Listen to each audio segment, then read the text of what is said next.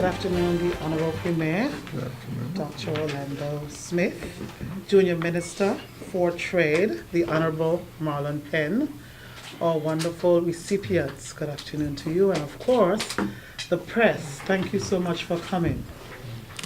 Our quarters are a little tight, but we appreciate your patience as well. Today, we will be speaking, of course, my name is Karia Christopher, the Director of Trade, Investment Promotion, and Consumer Affairs. And I have Ms. Flax, Sasha Flax, who is our Business Development Manager under the Department of Trade, and she works with the National Business Bureau and Arm of Trade. Today, we called this press conference today to speak a little bit about the Financial Assistance Recovery Program that the government of the Virgin Islands has implemented post Irma and Maria.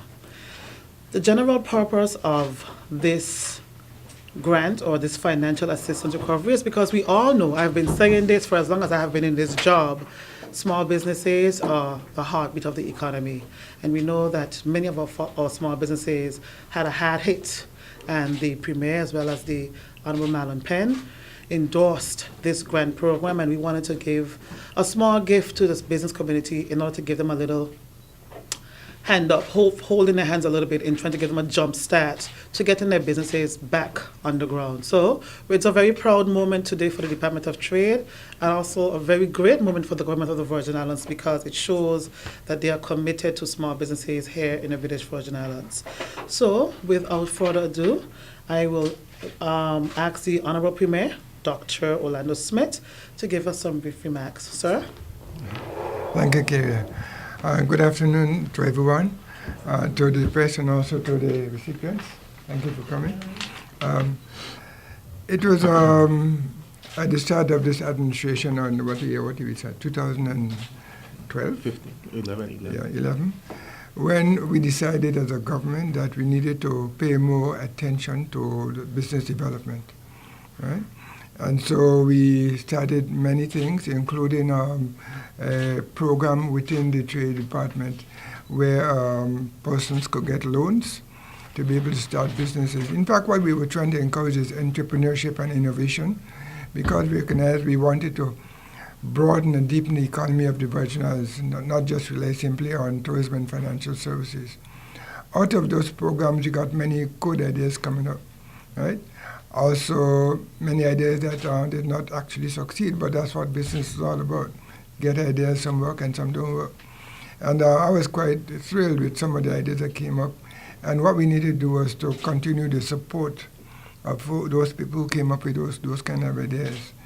And so that program will continue. I think, Mr. Ben, we're going to basically improve on it. You'll talk about it in a bit. Yeah. We're going to improve on that program. But what we did is also we recognized that the events of the hurricane would have had a significant impact on some businesses. Some businesses were quite severely damaged, some destroyed. And so recognizing again the importance of the business community, small business economy, we thought it would be important to give some donations to help in the rebuild. And as a matter of fact, I made a statement about that perhaps 2 days after the hurricane. And I'm happy to know that Honorable Penn and the Department of Trade took it forward, and here we are today. Thank you so much, Honorable Premier. And as the Premier spoke about, he again spoke about the confidence that we have in the local business community, and it really makes us very proud. And I like the fact that he said he made that statement about 2 days after the hurricane. So he put a lot of pressure on the department, but we're trying our very best to not even meet but exceed expectations here at the department. We have committed to the programs that we are going to have, and I think we'll be rolling out some very exciting stuff coming up in the future, and specifically targeting small businesses here in the British Virgin Islands. I would like to say that we are very fortunate here at the Department of Trade, because we do have a young leader, and he has young and bright ideas, and I am very blessed to be able to call him my boss directly. We have a really great relationship, and he has been championing a lot of these causes and really propelling me in my creativity and allowing me to really kind of spread my wings. So with that said, we will pass the mic on to the Honorable Marlon Penn, the Junior Minister for Trade. Thank you, Madam Director. I think you butted me up for a raise there. Been trying. But just to follow up on what the Premier was saying in terms of our focus and our commitment to the business sector in this territory, we started many programs during 2011, 2012, and this continued during 2015 once we got re-elected. And after, we all know what happened with Irma. Irma brought tremendous devastation to our territory, not just to the residential areas, but the commercial space as well. And it left us wanting to sort of propel the business sector to really move the economy forward. As we all know, the business sector is the most critical component of any economy. And we thought it was important for us, and the Premier made that announcement early, that we need to get the business sector moving again after Irma to get the economy growing and moving in the right direction. We've done significant work in terms of support of the businesses through technical expertise. We have a grant program that we're trying to roll out with the, I can't remember the name of the group right now, but we're outfitting our basement, not just to offer financial support, but to offer technical support to the business sector. Because we know right now a lot of these businesses don't have the office space and the infrastructure to do a lot of things that we're doing, they need to do. And what we did post-Irma was to set up a business center so those businesses could get internet access, do their invoice, and do their ordering online through our offices. We still are offering that services to businesses who need to, but now we're taking it a step further to set up the business, the basement, to have the infrastructure there to support the business sector. So I'm happy that the recipients were here with us this afternoon. We were mindful that we need to service all aspects of the economy. I know post-Irma in particular, I saw via Airlink, they were very critical in getting persons back and forth throughout the territory, back to Puerto Rico. My own family had to fly on via Airlink to Antigua. So they were very supportive in the BVI during that time. And with them themselves experiencing tremendous damage and a tremendous loss. I want to commend them for their efforts. And all the other businesses that stepped up during that time to support the BVI in a critical time, when the BVI is in a critical, most critical need. So we think it was important for us to support them. And this is a start to a much bigger program to really sort of help the businesses develop themselves, redevelop themselves, grow, and move forward. We have the farming community here. I think that is most critical to us, to ensure that the livestock farming and our best farmer, Ms. Maureen, who is here with us, to continue her craft. I see she's still out there selling despite the devastation that she's experienced. It shows her resilience. It shows the resilience of us as a people, as a people of Virgin Islanders, to bounce back quickly after this devastation. So we're happy to be here to handle these nice checks. We're hoping that they could offer some kind of support to you in this time of hardship, and hope that it could help you to build on this as you move forward and rebuild your businesses and rebuild this territory. And we all do this collectively. Thank you. Thank you so much, the Honorable Junior Minister, Honorable Marlon Penn. We wanted to say before we get to the question and answer segment is that we at the Department of Trade understand that there's mass destruction over the entire British Virgin Islands, and to a greater extent, many of the Caribbean islands were touched with this as well. This grant is not seen as a replacement for the businesses. We don't expect that the funds that are included in this envelope will be able to get you exactly where you've been. We know that I think when whatever you do, you will get some criticism, and we are able to receive that as well as we can, and look to see how we can improve ourselves. We have tried our very best to be able to make this opportunity available to every single business out there that is operating and trading legally in the British Virgin Islands. That was our main key. And so this is an opportunity for those persons that are underground to come into the department, because that is one of the prerequisites. You must be a legal trader within the British Virgin Islands to be able to get some of the benefits. And there's no wrong or right answer for this. If you were operating before, come in. We have some beautiful, wonderful people that will hold your hand and help you to be able to get up and set up in a professional and legal way. So with that said, I just wanted to just say the persons that will be receiving checks today, but we did see already that there were 141 recipients, and these were 3 of them here today. As Honorable Marlon Penn stated, Miss Maureen Foy, everybody knows Miss Maureen Foy, and her Her business is Movine's Garden of Eden, a legal entity here in the Virgin Islands. Mr. Brian Hodge from Hodge's Butchery, Hodge's Chop House. Young entrepreneur, this makes our spirit lift. We love to see this. And I think the patrons from VIA Link, they are the stars rising out of this disaster. They were able to really do a great service representing VIA Link. Miss Vincia Brathwaite Pemberton and Vinia Brathwaite and the matriarch, Mrs. Brathwaite. We're very grateful that you all are here. So without further ado, we will get you your checks in a minute. But of course, this is a period where we ask the press to give us any questions related to this conference, of course. Still amendment there, right? Yes, sir. I got 2 questions. Connor Devitt, BVI Beacon. Just wondering if any one of you guys can tell me what the total value of planned total value for all the grants that have been dispensed is, and what the planned total value for the loan guarantee program that I'm been told is happening in the near future, what the anticipated total value of that is.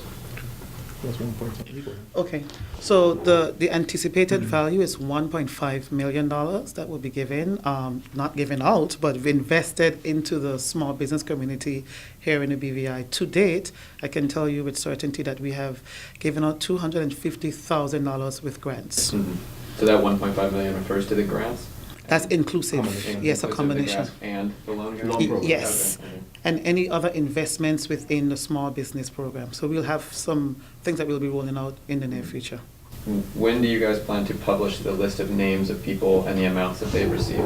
Once we're finalized with the process, for transparency, of course, we'll release all that information. So that's a In time, guarantee that we'll get that copy of in time. information of everybody? Once we've completed with the entire process to ensure transparency. When do you anticipate that that process will be concluded? We're still going on. I can't give you a timeline. I don't want to be held to a timeline when, I'm not sure. So there are 141 recipients. I'm Davion Smith from BVI News, by the way. There are 141 recipients Thus far. thus far. Yes. And what's the singular amount being given to, or the total amount rather, being given to that 141? It varies. I think what we said in the grant program is that we would go no more than $10,000 in terms of the actual grants. So it's between $1 to $10,000. Yes, but what I'm asking is, if 141 Mhm. has So- recipients, how much? So I said before $250,000. $250,000. Yeah, he said It's okay. 250. Yes. Yeah. Sorry. I'm Kathy Richards, JTV News. You said this is for the benefits of persons who are legally operating, and I think I read somewhere that there were some provisions also for persons with infractions to correct their infraction Yes. and come in. Could you speak a bit to that process? Sure. Thank you, Ms. Richards. So we recognize that times are tough, and at Trade, we know that resources are tough in terms of going out there into the community. So one of the things that came out of this storm is that we recognize we need to do more public meetings, more educational process to educate the public on what you can do. So in terms of making sure that the business community is operating legally, basically you just need to have your trade license. Dependent on the type of business, it depends on how the process is to get that trade license. We don't want to invoke fear into the business community. It's a very simple, easy process. So if Kathy Richards had a business for a clothing store, That's me. and I just called something out there, and you came into us and you said that you're completely destroyed. But when we check our records, you're in arrears for the last 3 years. We don't think it's fair to you at this point, and when you're lowest, to say, well, you're not eligible. So we work with you. We have persons that talk to persons one-on-one and trying to be able to get that trade license up to date, and then you'll be eligible. And of course, we talked about not having any infractions on your file. And so we deal with a varied amount of different organizations within the government, and so we're able many times to get reports are requested from police, FIA, those different agencies. So generally, that's normally not something that's very good. So we want persons to be able to operate legally and in good standing. Is there a difference with your dealings with persons who were insured and those uninsured?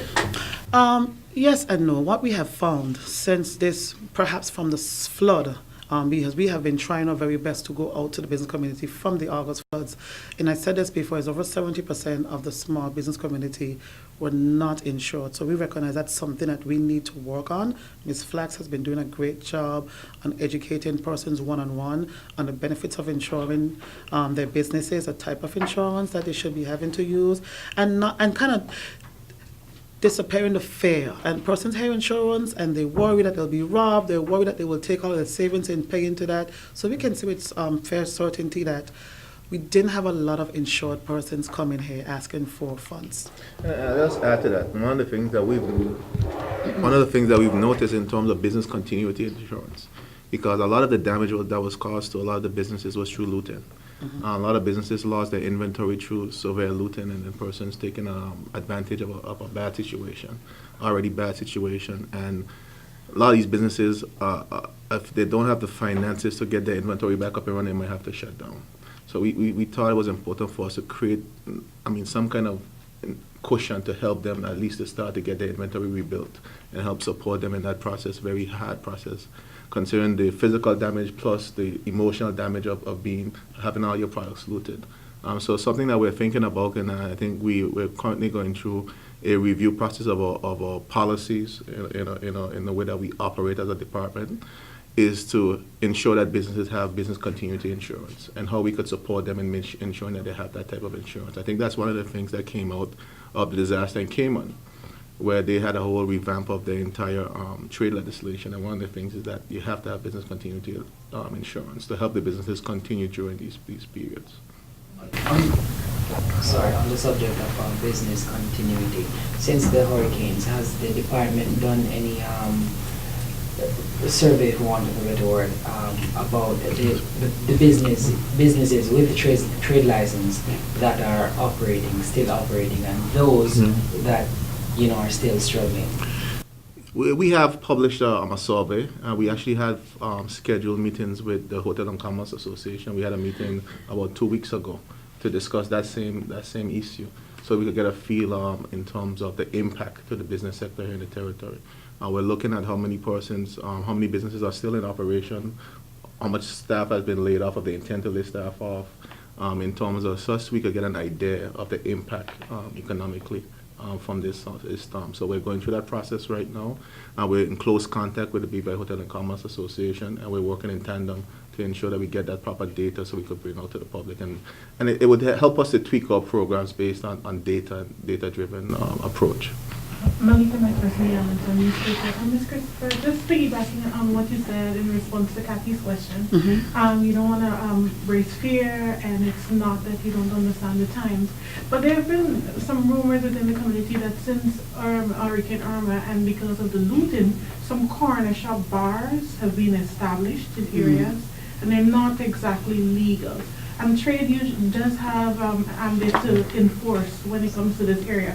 Is it these are one of the areas that because of the times that trade might look past, or you're still going to enforce?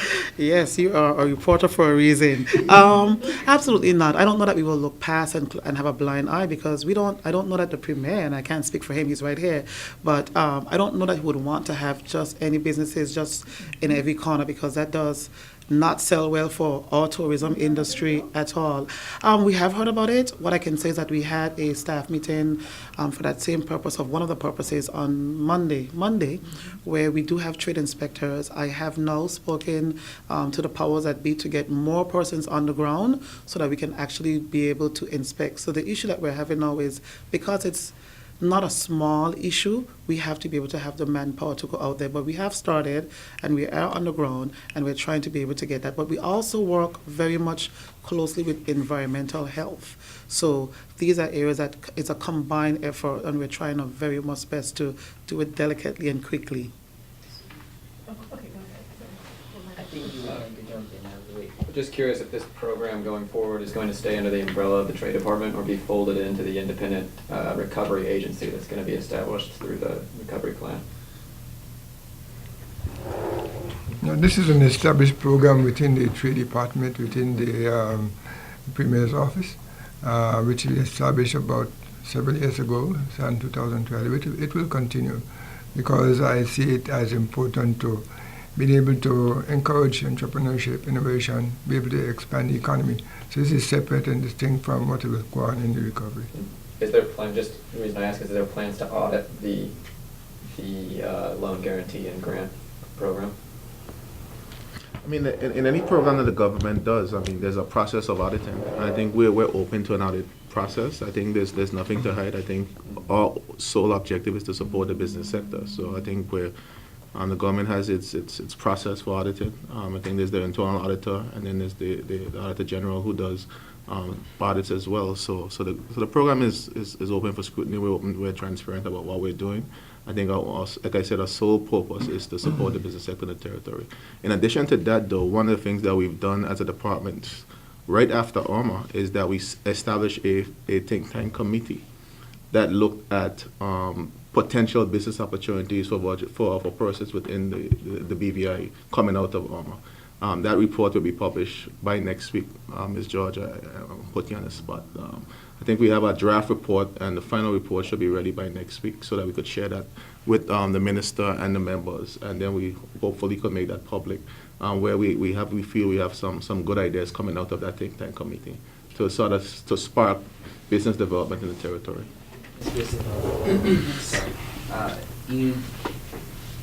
You said you're trying to get more trade enforcers on the ground. Trade inspectors. Enforcers sound a little tough, yes. Inspectors, Yeah, yes. trade inspectors, just to see if, to find those persons or to ensure that everyone is dealing on the up and up. Yes. For those persons, who are creating business under the proverbial table, how will the department approach rectifying those issues? Will there be penalties? One of the things I pride myself on is that we have built great relationships with the community. So first of all, we have to find these people. The person who is in charge of the inspection, Mr. Barry, right now has a great rapport with the underground persons there. And so the first thing is not to go and attack them. We are very, very cognizant of that fact. And again, I start about not invoking fear in these people. In terms of having any penalties, obviously we know that you're not supposed to have any businesses that are illegal. The Act speaks to different reasons there, but obviously I am directed by the Premier on how to move forward. I think we should take it the first step first now is to make sure that we educate the public. I don't know that we should be able to, well, I hope, drastic measures without first educating the public, and then we await for directions from the policymakers there. Just to add to what the director just said, I think we are aware that there's an informal economy that operates in any economic system. And I think more so coming out of Irma, persons have lost jobs and persons are trying to find a way to earn a living. And we have to be sympathetic to that. I think we have to find a way to show those persons there's a proper way to do what you're trying to achieve. And some of these things could have some legal implications if something goes wrong. Like, for instance, if you're selling food and selling drinks, or if you're operating heavy machinery, and it could have some liability issues. We just recently passed in the House of Assembly the Micro Business Act, which could give those type of businesses a level of support legally to prevent them to isolate themselves from the liability issues, which is very cost-effective means of doing so. So we understand that the informal economy exists. We don't want to shut down the economy, especially considering how the hardship that many people are facing right now after these storms. So we have to find a way to work together collaboratively, like the director said, and try to get those persons to do things the correct way and in a structured way to help them grow from this little idea that they want to start just to survive and it could end up to be one of our bigger, better businesses in the territory. So it's just about support.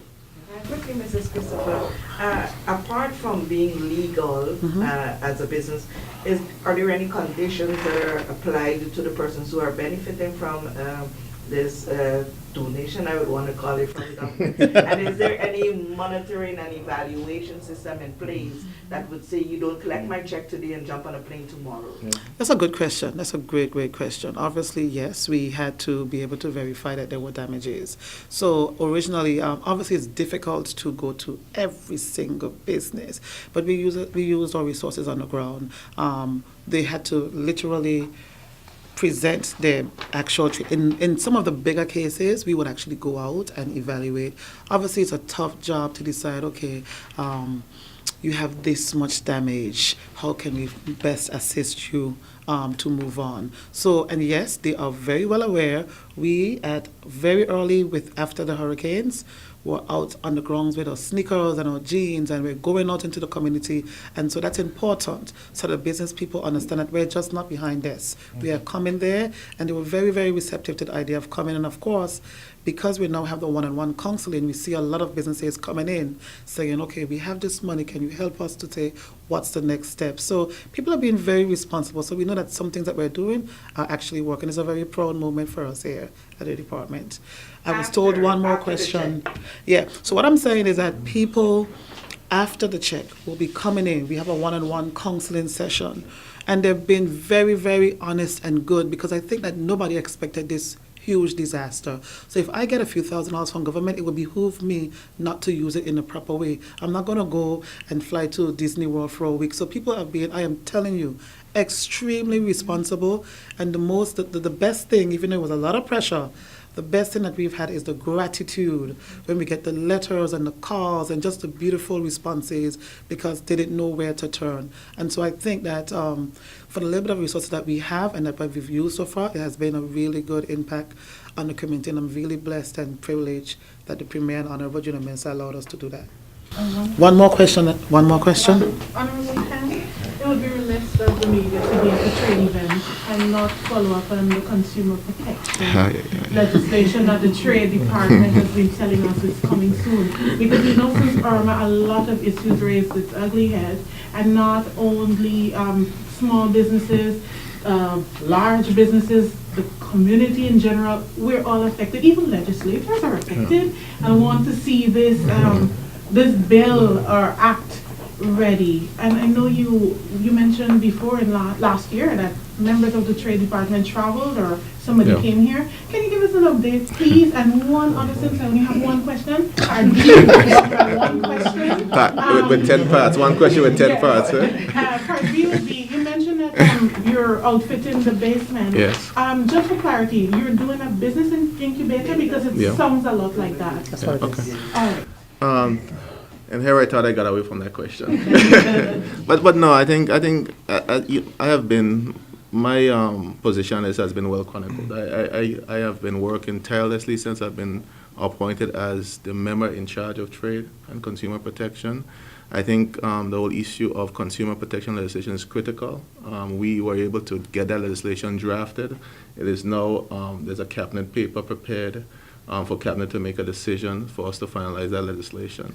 I think the next step now is for cabinet to make the decision, and then for the Attorney General Chambers to finalize the draft legislation to go to the House of Assembly. I'm even committed, I've told the Premier this, to even do a private member's bill if I need to, because I think it's very important for us to really protect not just the consumers, but to protect the businesses as well, because a lot of the time the businesses are being accused of things which in fact they're not actually doing. When you look at the cost that they have to pay for shipping and the cost they have to pay for increase in prices, so a lot of the products since the hurricane has gone up as well. So at least we have a situation where we can monitor what's happening within the economy. It gives us a better barometer to really see where the shocks are in the economy. And when persons say to us that the business is taking advantage, we have data to prove whether it's so or it's not so. So we're eager to get that moving, Premier. I'm going to continue to push that. So it's on the Premier's desk, and I'll make sure that he gets it front and foremost. Yes, that's the next question. That is our intent. That is our intent, to work on it to make sure it comes to the forefront. Additionally, too, what the last question was? About the incubator. Yes, the program is an incubator program. We were looking towards developing a much larger incubator program before Irma, but we know we have to start and scale the process up.